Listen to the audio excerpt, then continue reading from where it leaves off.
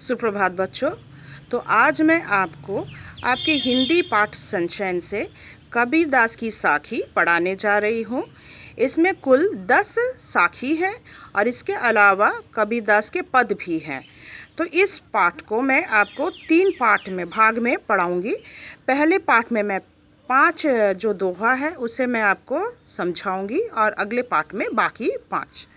तो ठीक है, सबसे पहले हम क्या करेंगे, कबीरदास के बारे में जानकारी हासिल करेंगे। ठीक है, तो कबीरदास के बारे में मैं आपको संक्षिप्त समझाने जा रही हूँ, बताने जा रही हूँ। जिसमें देखो, कबीरदास जी का जन्म कहा जाता है कि उनका जन्म 1398, ठीक है, यानी 1398 के करीब में काशी नदी के तट पर हुआ था।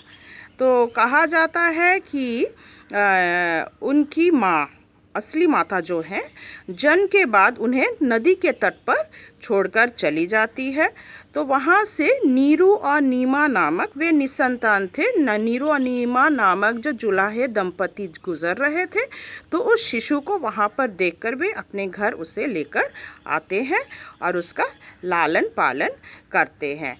तो वे क्या हैं, देखो, कबीरदास जी जो हैं वे निर्गुण भक्ति धारा के श्रेष्ठ कवियों में माने जाते हैं। तो उस समय देखो, निर्गुण धारा यानी भक्ति काल के 2 धाराएं थे, एक था सगुण भक्ति धारा और दूसरा था निर्गुण भक्ति धारा। तो निर्गुण भक्ति धारा जो था उसमें कबीरदास का स्थान सर्वोच्च है, ये ध्यान में रखना।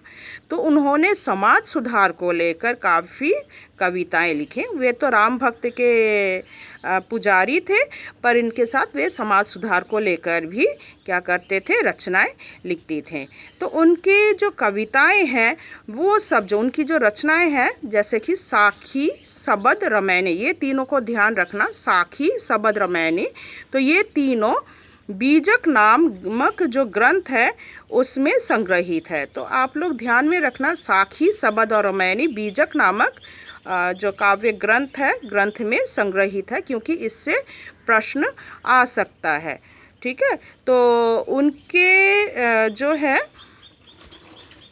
2 संतान हुए थे, एक पुत्री और एक पुत्र। पुत्री का नाम था कमला और पुत्र का नाम था कमाल। तो कमाल जो है वह पुत्र का नाम था और लड़की का नाम, उनकी पुत्री का नाम था कमली। उनकी 2 पत्नियां थी, तो एक का नाम था लोई और दूसरी पत्नी का नाम था धनिया। तो इस प्रकार हम इनके बारे में जानते हैं। अच्छा, उनकी मृत्यु जो है सन 1518 के आसपास मानी जाती है। तो अब जो है हम लोग कबीरदास की जो साखी है हम उसे खोलेंगे। आप लोग आपकी जो किताब है उसे आप खोलिए, कबीर की साखी। तो पहला पद हम पढ़ेंगे। पहला पद में देखो क्या लिखा है, ज्ञान प्रकाशा गुरु मिला, सो जिनी बीसरी जाई, जब गोविंद कृपा करी, तब गुरु मिलिया आई। तो पहला जो दोहा है उसमें हम सद्गुरु की महिमा के बारे में पढ़ते हैं। तो यहाँ पे कबीरदास जी बताते हैं कि जब प्रभु की कृपा होती है तो प्रभु की कृपा से ही क्या है, हमें सच्चा गुरु मिलता है। तो यहाँ पे ज्ञान प्रकाश है, गुरु मिला। हमें ज्ञान देने वाला कौन है, गुरु। तो ईश्वर, गोविंद यानी ईश्वर। तो ईश्वर की कृपा से ही क्या है, हमें सच्चा गुरु मिलता है और सच्चा गुरु ही जो क्या है वो हमें ईश्वर तक पहुंचाने का मार्ग दिखाता है। इसीलिए हमें कभी भी दोनों को नहीं भूलना चाहिए। ठीक है, क्योंकि गुरु की कृपा से ही ईश्वर मिलता है, यानी गोविंद मिलता है, और गोविंद की कृपा से ही हमें क्या मिलता है, सच्चा गुरु। तो एक दूसरे के पूरक हैं। तो भगवान और सच्चा गुरु, तो दोनों को ही हमें महत्व देना चाहिए। दूसरा जो पद है देखो, ना गुरु मिलिया ना शीश भया, लालच खेलिया डाव, दोनों बूढ़े धार में चढ़ी पत्थर की नाव। तो दूसरी जो साखी है उसमें वे कहते हैं, साधना की सफलता के लिए गुरु और शिष्य दोनों को सच्चा और निष्ठावान होना आवश्यक है। ठीक है, अगर दोनों ही निष्ठावान नहीं होते तो उन्हें सफलता नहीं मिल सकता। तो सच्चा गुरु अगर नहीं मिलता तो वहाँ पे शीश यानी शिष्य, तो यहाँ पे अगर गुरु अगर लालची हुआ तो वहाँ पे क्या, अगर पैसे के लिए, मतलब आजकल जैसे कहते हैं ना, पैसे के लिए काफ़ी लोग मतलब पढ़ाते हैं, तो वैसा ही अगर सच्चा गुरु अगर नहीं मिलता, अगर गुरु जो है लालची होता तो वहाँ पे शिष्य भी क्या है, उसे भी सच्चा गुरु मतलब उसे भी सच्चा ज्ञान नहीं मिल सकता। तो गुरु भी ठीक से ध्यान से क्या है, शिष्य को उसे शिक्षा नहीं दे सकता, जिसके कारण क्या है, हाल वैसा ही होता है जिस प्रकार क्या है, नदी में पत्थर की नाव डूब जाती है। तो गुरु क्या करेगा, शिष्य को लेकर इस संसार में भवसागर में डूबकर मरेगा। ठीक है ना। अब तीसरा पद देखो, तीसरे पद में कहते हैं, जाका गुरु भी अंधला, चेला खरा निरंध, अंध ही अंधा ठेलिया, दोनों कूप पड़ंत। तो यहाँ पे तीसरे पद में तीसरे दोहे में कबीरदास जी कहते हैं, जाका गुरु भी अंधला, यानी यदि गुरु जो है उसे सच्चा ज्ञान नहीं होता है तो वह क्या है, शिष्य को भी सही मार्गदर्शन नहीं कर पाएगा। अगर गुरु अज्ञानी होता है तो उसका शिष्य भी अज्ञानी ही रह जाएगा।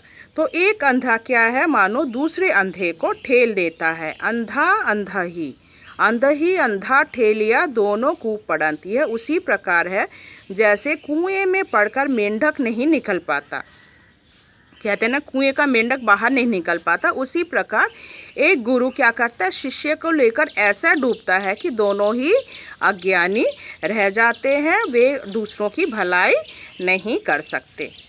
आशा करती हूँ तीसरा पद समझ में आया होगा।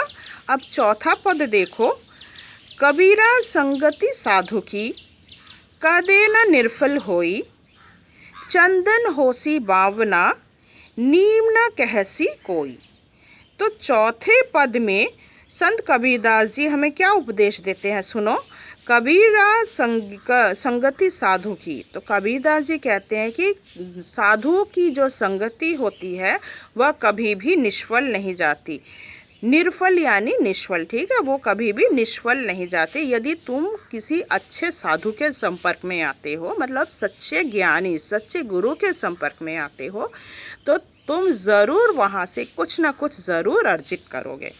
यदि तुम मूर्ख हो, एक अज्ञानी शिष्य यदि सच्चे साधु के संपर्क में आता है तो वह गुणी बन जाता है।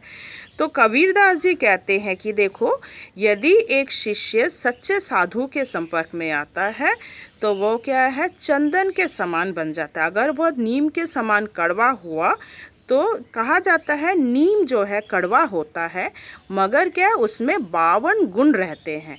तो नीम के इतने सारे गुण होने के कारण उसे वह क्या है, चंदन के साथ, चंदन का पेड़ जो सुगंधित होता है उसके साथ टक्कर रखने की क्षमता रखता है।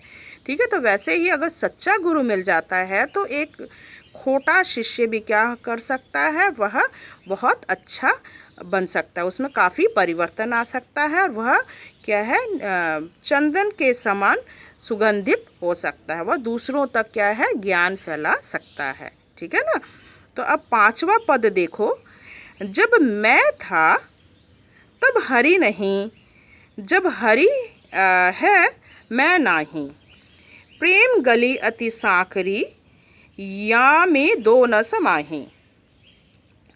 तो पांचवा जो है, यहाँ पर पांचवें दोहे में जो दोहा साखी, उसमें कबीरदास जी कहते हैं कि जब मैं था, तो कबीरदास जी कहते हैं मैं यानी अहंकार, जब लोगों के अंदर क्या है, अहंकार आ जाता है ना, तब क्या है, वहाँ पर ईश्वर नहीं आ सकता, ईश्वर अहंकार से दूर रहता है। तो तब कबीरदास जी कहते हैं कि जब मैं था तब हरि नहीं, जब मेरे अंदर अहंकार आ गया था तब मुझे ईश्वर की प्राप्ति नहीं हुई। अब हरि है मैं नहीं, यानी जब हरि आ गए हैं, यानी ईश्वर जब मेरे अंदर है तो मेरे अंदर का अहंकार जो है वह दूर भाग गया है।